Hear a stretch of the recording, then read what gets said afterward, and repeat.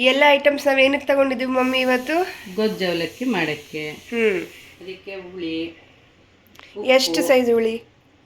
ಹುಳಿ ಒಂದು ಚಿಕ್ಕ ನಿಂಬೆಹಣ್ಣು ಗಾತ್ರ ಹುಳಿ ತಗೊಂಡಿದ್ದೀನಿ.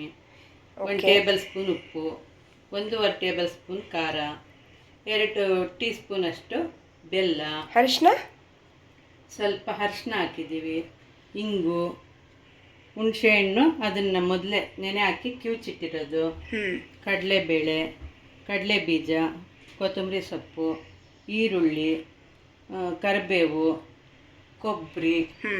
ಅದಕ್ಕೆ 2 ಗ್ಲಾಸ್ ಅಷ್ಟು ಅವಲಕ್ಕಿ ನೆನೆ 2 ಗ್ಲಾಸ್ ಅಂದರೆ 2 ಪಾವ್ ಗ್ಲಾಸ್. 2 ಪಾವ್ ಗ್ಲಾಸು ನೆನೆ ಹಾಕ್ಕೊಂಡಿಟ್ಟಿದ್ದೀನಿ.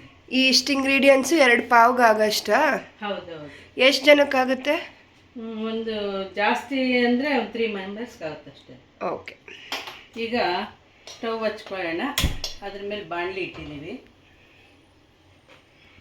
ಒಂದು 50 ಗ್ರಾಮ್ ಅಷ್ಟು ಎಣ್ಣೆ ಹಾಕೋಣ ಅದಕ್ಕೆ.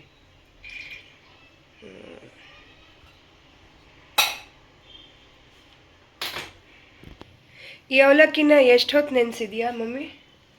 ಈ ಅವಲಕ್ಕಿನ 1/2 ಅವರ್ ನೆನೆಸಿದ್ವಿ. ಸ್ವಲ್ಪ ಹಿಂಗೆ ಸಾಫ್ಟ್ ಆಗೋ ತನಕ? ಹೌದು. ಭಾಳ ನೀರು ಹಾಕಬಾರ್ದು. ಅವಲಕ್ಕಿ ಮೇಲೆ ಸುಮ್ಮನೆ 1 ಇಂಚಷ್ಟು ನೀರು ನಿಂತರೂ ಪರವಾಗಿಲ್ಲ. ಗಟ್ಟಿ ಅವಲಕ್ಕಿ ಆದರೆ ಇನ್ನೂ ಒಂದು ಸ್ವಲ್ಪ ಹೊತ್ತು ನೆನೆ ಹಾಕಬೇಕು, ಆವಾಗ ಮೆತ್ತು ಬರುತ್ತೆ. ಇಲ್ಲಾಂದರೆ ಗಟ್ಟಿ ಇರುತ್ತೆ. ಈಗ ಎಣ್ಣೆ ಕಾದಿದೆ, ಸಾಸಿವೆ ಹಾಕ್ತಾಯಿದ್ದೀನಿ.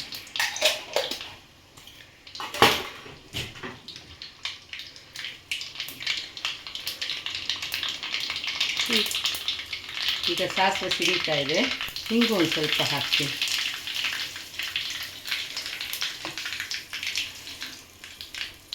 ಇವಾಗ ಕಡಲೆ ಬೀಜ ಫಸ್ಟ್ ಹಾಕ್ತಾಯಿದ್ದೀನಿ.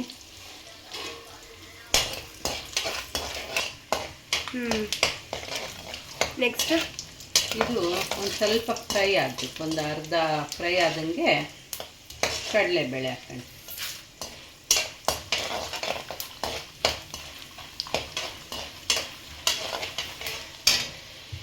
ಈಗ ಸ್ವಲ್ಪ ಹಿಂದೆ ನಿಲ್ಲು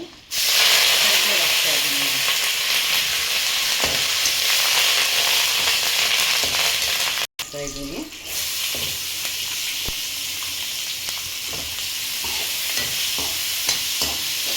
ಇದು ಸ್ವಲ್ಪ ಪಿಂಕ್ ಗೋಲ್ಡನ್ ಬ್ರೌನ್ ಆಗೋ ತನಕ ಹುರ್ಕೋಬೇಕಲ್ಲ? ಸ್ವಲ್ಪ ಫ್ರೈ ಆದಮೇಲೆ ಗೊಜ್ಜು ಅಂದರೆ ಹುಳಿ ಹಾಕಿ ಮಾಡಿದ್ರೆ ಚೆನ್ನಾಗಿದೆ. ಈಗ ಈರುಳ್ಳಿ ಒಂದು 3/4 ಭಾಗ ಅಷ್ಟು ಫ್ರೈ ಆಗಿದೆ. ಅದಕ್ಕೆ ಮೊದಲೇ ಹುಳಿ ಹಾಕಬಾರ್ದು. ಹುಳಿ ಹಾಕಿಬಿಟ್ರೆ ಅಂದರೆ ಎಲ್ಲ ಈರುಳ್ಳಿಗೆ ಎಳ್ಕೊಂಬಿಡುತ್ತೆ. ಅದಕ್ಕೆ ಉಪ್ಪು, ಖಾರ, ಅರಿಶಿನ, ಬೆಲ್ಲ ಫಸ್ಟ್ ಹಾಕ್ಬಿಡೋಣ. ಬೆಲ್ಲ ಕರಗಬೇಕು. ಈಗ ನೀರು ಹಾಕಬೇಕಾ ಬೆಲ್ಲ ಕರಗಕ್ಕೆ? ಈಗ ಇದು ಬಿಸಿ ಮಾಡ್ತಿದ್ದಂಗೆ ಸ್ವಲ್ಪ ಒದ್ದೆ ಬಿಟ್ಕೊಂಡಂಗಾಗುತ್ತೆ. ಆಮೇಲೆ ಹುಳಿ ಹಾಕಿ ಕುದಿಸೋಣ. ಅದಕ್ಕೆ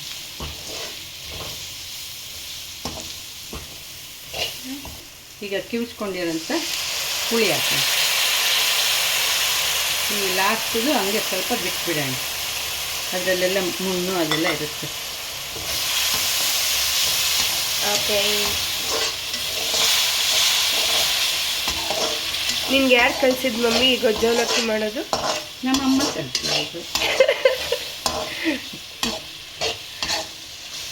ಒಂದು 5 ನಿಮಿಷ ಕುದಿಬೇಕಾ? ಚೆನ್ನಾಗಿ ಕುದ್ರೆ ಕ್ಲೋಸ್ ಮಾಡಬೇಕಾ? ಹಂಗೆ ಕುದಿಲಿ ನಮ್ಮಮ್ಮಿ? ಹಂಗೆ ಕುದಿಲಿ. ಅದು ಹುಳಿ ಎಲ್ಲನೂ ಬಾಯಲ್ಲಾದಂಗೆ ಹಾಳಾಗಲ್ಲ ಬೇಗ. ಇದನ್ನು ಫ್ರಿಜ್ಜಲ್ಲಿ ಸೇವ್ ಮಾಡ್ಕೋಬೋದಾ? ಸೇವ್ ಮಾಡ್ಕೋಬೋದು. ಸೇವ್ ಮಾಡಿಕೊಂಡು ನಮಗೆ ಬೇಕಾದಾಗ ಮಿಕ್ಸ್ ಮಾಡಿಕೊಂಡು ಅವಲಕ್ಕಿಗೆ ತಿನ್ಬೋದು.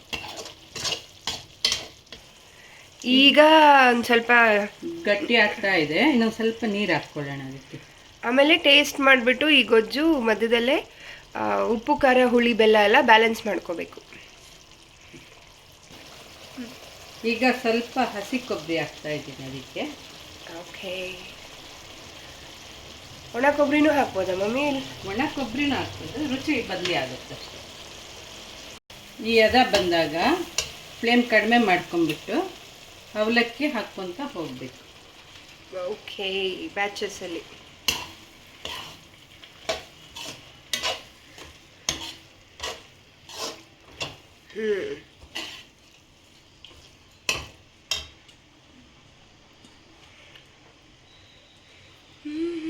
ಸ್ವಲ್ಪ ಸ್ವಲ್ಪ ಹಾಕ್ಕೊಂಡು ಮಿಕ್ಸ್ ಮಾಡಿದ್ರೆ ಕ್ಲೀನಾಗಿ ಆಗುತ್ತೆ. ನೆಕ್ಸ್ಟ್ ಸ್ವೀಟ್ ಅವಲಕ್ಕಿ ಮಾಡೋದು ಹೇಳ್ಕೊಡ್ತೀರಾ? ಹೇಳೋಣ.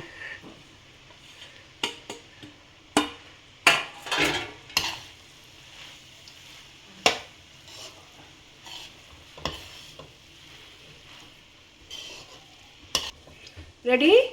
ಈಗ ಕೊತ್ತಂಬರಿ ಇದ್ರ ಮೇಲೆ ಹಾಕಿ ಸರ್ವ್ ಮಾಡೋದು.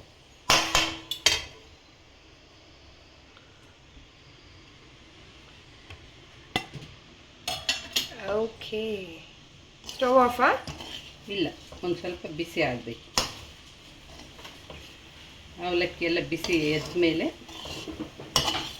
ಆಮೇಲೆ ಸ್ಟವ್ ಆಫ್ ಮಾಡಬೇಕು.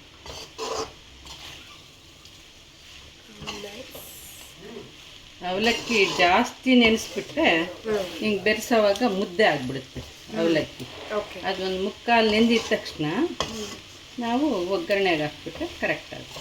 ಅದೆಲ್ಲ ಸ್ವಲ್ಪ ಒಂದು ಕಾಲು ಗಂಟೆ ಹಂಗೆ ಬಿಟ್ಬಿಟ್ರೆ ಹೀರ್ಕೊಂಡ್ರೆ ತುಂಬ ಚೆನ್ನಾಗಿ